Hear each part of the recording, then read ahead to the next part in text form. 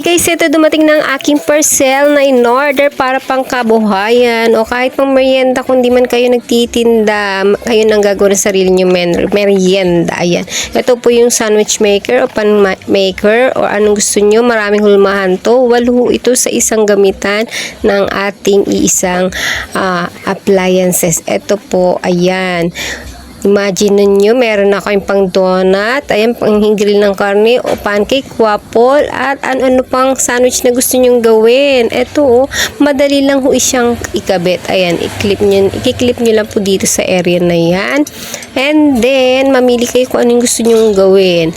At ito, papalitan po natin itong sa bread. Gagamitin ko po ngayon ang pang donut man o pancake. Kung ano ba yung trip ng mga batang kainin o gagawin kong ininegosyo sa tindahan dito sa bahay. Ito ang gagamitin ko muna, yung pang donut. Try ho natin gumawa ng donut this time. Kaya naman i-enjoy natin ang paggawa ng merienda kung kayo ay gustong magluto sa sarili nyong gawa.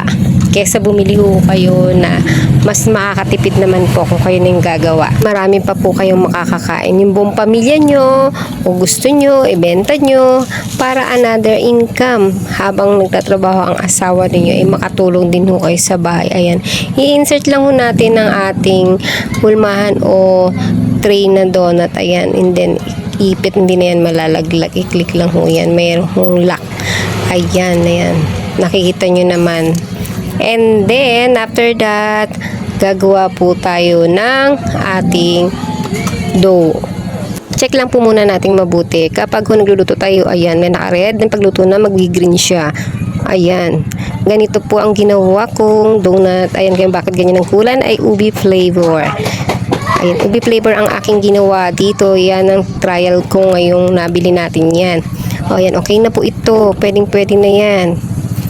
Ayan, pag ganito lang, ililipat lang ho natin sa kabilang side, magkabaligtaran, kailangan luto siya.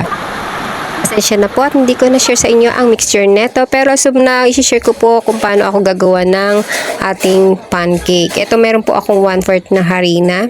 Ayan, tinimbang ko naman po, kitang-kita nyo. At meron din po ako ditong hand bottle dispenser na siyang gagamitin po natin pang mixer ng ating dough. Dito po natin titimplahan at ito po yung mismong magmi-mix po dito. Kaya kailangan natin po siyang ilagay. Then yung pinakailalim siyang magiging ista ng ating bottle. At narito naman po yung ating 1/4 na kinilo o biniling flour. Hindi ko na po siya sinalak. Pwede naman po. And then paglalagay po natin dito, ayan, nakikita nyo naman yung laman. Diba, kasyang-kasya din po dito yung kalahati kung gusto niyo kalahati ang gawin ninyo. Pwedeng-pwede naman po. Wag naman ho yung 1 kilo kasi hindi natin masyadong mamimix ng husto. At baka humamuumuo ang ating maharina. Kailangan ma-dissolve ng ating liquid ingredients sa mga dry ingredients. Ayan, nasa level din siya, no? At ito po ang ating mga toppings na gagamitin ng mga sprinkle, marshmallow, o ano man ang gusto niyo yung pang toppings. Bago po ang latik, kabit na po muna natin ng ating hulma, ng ating pan makers. Ay, pan makers, ang dami, no? Ito, nakikita niyo naman yung paglalapatan kung paano ko siya i-insert. And then, i-clip po natin ang ingay ng motor para tayo nasa highway. Ayan, nakalapat na po ang ating pancake maker. Ready lang po muna natin ito bago po ako magsimulang gumawa ng ating dough ng ating pancake. Lang po, punasan lang po natin ng tissue ang ating pancake tray. Ito na po siya at meron po tayong gagamiting bird shrimp milk. Nasa inyo kung anong gusto nyong gatas na gagamitin. Swak na swak sa panlasa nyo. At gagamit tayong itlog at 1 kutsarang yeast. Kung wala naman po kayong yeast, pwede naman po baking powder para po mag-extender o umansa ang ating dough. At asin, hindi po natin lalagay lahat, isa lang, 1 pinch lang po, 1 kurot asin. At gagamit tayo ng vanilla, ilang patak man ang gusto nyo, kahit 1 o 2. At ito ang ating birch tree, imimix po natin siya sa warm water para matunaw siya agad, hindi naman masyadong kulo, yung maligam-gam lang, pwede naman. I-mix natin siya sa 200 mg ba, o tama, 200 mg. Ayan, naging 1 cup na siya nung malagay natin ng gatas. Next, sunod na po natin ng ating yeast or baking powder na gagamitin nyo kung wala kayong yeast. Haluin po ito ng mabuti hanggang sa ma-dissolve lahat ng ating dry ingredients. Yan. And then, i-rest po muna natin ito. Siyempre, bago nyo naman po i-rest, timplahan po muna natin ito para may lasa. Lagyan po natin ito ng asukal na 2 kutsara. Ayan, 2 kutsara lagay po natin pero para medyo manamis-namis naman po siya. At lagyan po natin ng aroma na ating vanilla. Mga 2 patak pwede na yan. Ayan, para may bango siya. And then, lagyan po natin ng 1 kurot na asin para ma-enhance po yung tamis kasi may lalagay po tayong toppings na siyang makakaragdag ng tamis ng ating pancake. Haluin po natin and then, saka po natin to itabi. Okay na po siya. Rest po natin saglit. Hindi naman katagalan. Ayan, pasensya na sa ingay sa paligid. Ito na po ang ating itlog. Narito at batiin natin siya sa isang mangkok. Check ko muna natin sa isang mangkok. Huwag mo natin didiretso sa ating harina, sa ating mixture at baka mamaya matsyempoan natin ito'y bugok. Sayang naman ang ating ingredients. Yan, clear. Okay naman ang ating itlog. Ayan, umalsa na ang ating dough. Ang ating mixture na gatas at ang yeast. Umalsa siya. Nakikita nyo yung reaction ng ating yeast. Okay, bumula na siya. May tendency mag-usbong ang ating mixture. Nailagay na natin ang ating egg.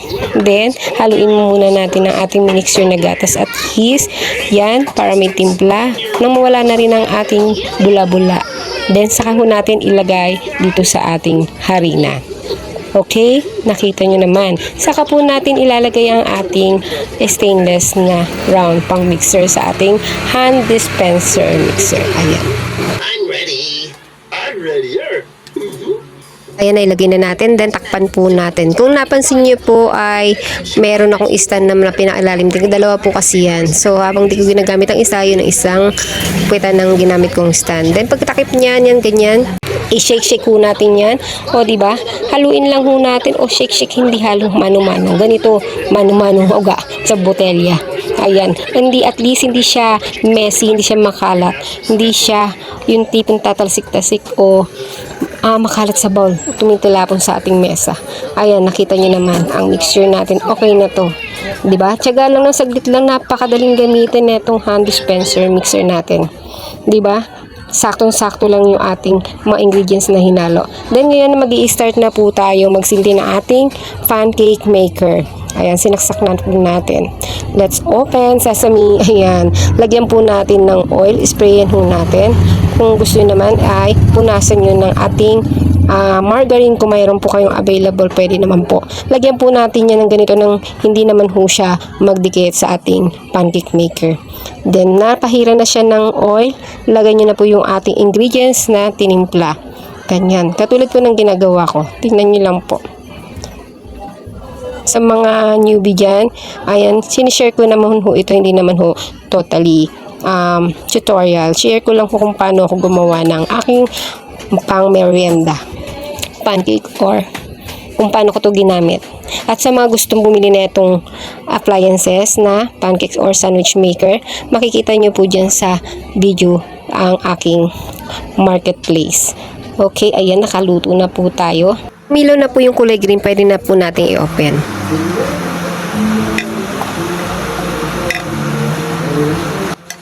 Baliktarin po natin para yung kabilang side naman ang maluto pagka pwedeng-pwede na po siya. Sa sumnaw, tinapang ko uli. Ayan, medyo nag-brownie ng konti. Pwede na natin baliktarin yan. Para yung side na yan medyo malasado ba yun? Medyo hindi pa masyadong luto. Ayan, nakikita nyo naman kung anong style o itsura ng luto na. So, let's baliktad. Ayan, itong ginamit ko, yung chopstick. Pwede na naman yung toothpick or what. Kung mas maganda, mas madali yung tong yung gamitin nyo para madali kayong gumamit. Kaya lang, para nakakatakotin gumamit ng palapagbasa. Mamaya mag-grounded kayo. Kasi metal naman to eh. Sabi nila wala naman grounded. Pero assurance lang naman. So, ito na nga, binaligtad na po natin itong ating 2 pancake. Muli ay takpan po natin muli. Saglit lang, ayan na siya. Luto na po, pwedeng-pwede na po natin tong itabi. At isusunod naman po natin ngayon ang panibagong batch. Pero bago natin sundan, ilagay po muna natin itong muna natin naluto sa isang tray. Tabi lang po muna natin to bago po natin isunod yung ating isasalang. Okay? Ayan. Hanguin po muna natin, di ba? Saktong-sakto lang po yan. Okay na po yung ganyang pagkakaluto. Then, ngayon ay gagamit po tayo ng margarine. Pahiram po natin ng margarine. Kanina po ay mantika ang ating ginamit. Yung ordinary cooking oil, pwede naman po iyon. Itong margarine ay nakakaragdag din po ng sarap. Kaya masarap po rin itong gamitin. Kahit yung murahin na ordinary margarine, kahit hindi branded, yung ginagamit sa bakery, pwede po. At ilapat na po natin itong ating mixture dito sa ating hulmahan. Then, takpan po natin after po natin malagyan. Siya nga po pala guys, kapag nakaluto na tayo, i-off muna natin yung ating sakat o yung saksakan nito. Then, habang naglalagay tayo ng margarine or mixture, ayan, hindi ko siya nakasaksak. Saka ho natin isindihan o i-on kapag nalagyan na ho natin ng dough. Dahil para makatipid naman po tayo sa kuryente. Bukod naman doon, hindi naman totally magastos sa kuryente to. Ang inaano ko lang yung umiinit siya kaagad habang nilalagay yung dough. Kaya tama lang yung sakto lang mailagay. Ayan, paulit-ulit lang naman ho. Matapos lagyan ng dough, takpan, sindihan yung ating pancake maker. And then, pag naluto yung kabilang side, baligtarin. Then, hanguin po siya. Pag naluto, ayan, nakagawa na po tayo ng tatlo, ayan, 6. Then, pag nakaluto na po natin lahat, o kahit hindi ho natin naluto natin, mag-display na po tayo ng paninda. Ayan yung mga ating toppings. Ito po ang paggawa nitong ating toppings. Yan, nilagyan ko po siya ng syrup. Ayan, syrup. Ang syrup na ginamit ko dito ay strawberry. Then, nilagyan ko siya ng marshmallow and then sprinkle po natin. Lagyan po natin yan para mas makainganyo tayo ng mga customer, lalo na mga bata. Tuwan-tuwa pag ganito ang presentable. Ang kanilang nakikita yung presentasyon na yan, nabubulol na ako. Ewan ko ano ba yung sinasabi ko. Then, lagyan nyo na stick o kung ano yung gusto nyo ilagay dyan. Spoon po ba or yan, stick na yan. Pwede naman po. Mabibenta naman ho to sa abot kaya ng halaga. Mga 10 pesos, pwede na makikitain naman po kayo sa ginamit yung harina. Bahala na ho kayo kung magkano ho ang capital ninyo, magkano ang nagastos ninyo. Iba-iba ho yan at depende sa location nyo kung magkano siya ibebenta. Ito naman pong ginamit ko dito ay choco syrup and toppings. And then, sprinkle ko rin siya. Nasa customer nyo kung ano yung gusto nyo lang ilalagay. Kung marshmallow lang ba, sprinkle lang ba, o anong flavor ng syrup na ilalagay nyo. Tatanungin nyo rin yung customer nyo kung ano yung gusto nilang itatopping sa kanilang meriendang pancake. O, diba? Ang sarap. Enjoy nyo po kung ganito ho yung paninda nyo or merienda nyo sa bahay. Nako, may enjoy din nila ng mga bata, lalong-lalo. Yung mga kids na yun, ang liliit ng mga batang yan. Ito yung ginamit kong syrup. Ayan. May nabibili hong syrup. Maraming mabibiling syrup. Pwede naman ho kayong gumawa. May nakikita naman sa mga tutorial sa video na nagsishare kung paano siya gawin.